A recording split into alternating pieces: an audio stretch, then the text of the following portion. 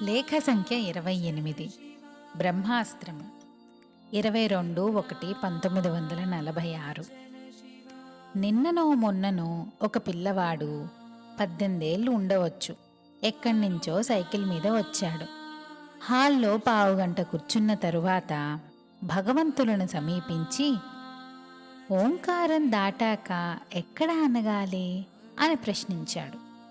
భగవాన్ చిరునవ్వుతో పరిహాసంగా, ఓహో అలాగా, నీవిప్పుడు ఎక్కడి నుంచి వచ్చావు, ఎక్కడికి వెళతావు, ఏం తెలుసుకోవాలి, అసలు నీవెవరు, అది ముందు చెబితే తరువాత ఓంకారం గురించి ప్రశ్నింతువు కానీ అన్నారు.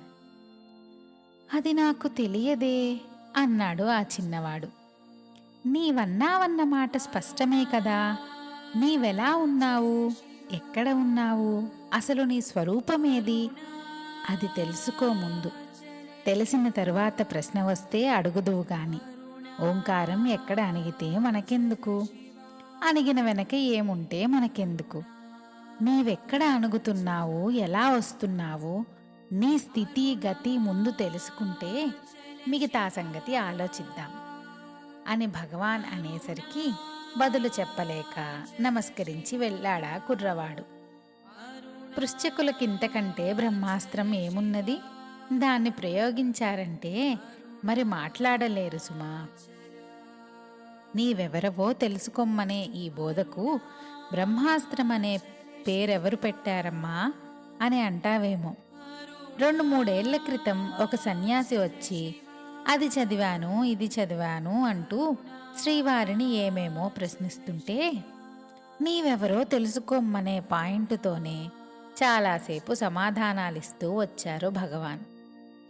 కడక అతడు వితండవాదంలోకి దిగేసరికి భగవాన్ దృఢస్వరంతో, ఇన్నిసార్లు ప్రశ్నిస్తూ ఇంత వాదం చేస్తున్నావే, నీవెవరువు అనే ప్రశ్నకు బదులు చెప్పవే, ముందు నా ఈ ప్రశ్నకు బదులిచ్చి తరువాత వాదించు, అప్పుడు నేను సమాధానమిస్తాను, ఈ వాదించేదెవరో ముందు చెప్పు అని గట్టిగా అడిగారు.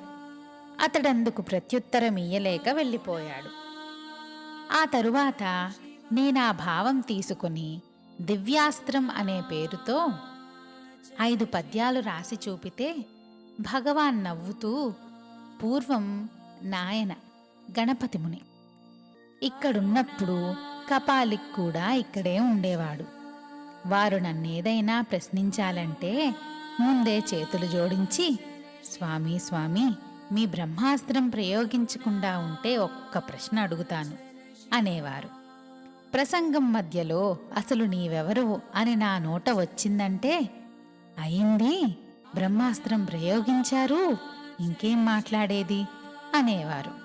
వారు బ్రహ్మాస్త్రం అంటే మీరు దివ్యాస్త్రం అన్నారన్నమాట అని సెలవిచ్చారు. ఆ తరువాత నేను కూడా బ్రహ్మాస్త్రమనే వాడుతూ వచ్చాను. నిజంగా ఈ అస్త్రానికి లొంగని వారెవ్వరు?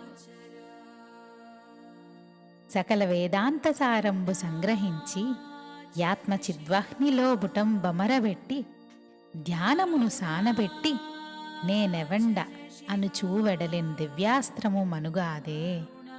ఇది ఆ పద్యం. ఇక సెలవు.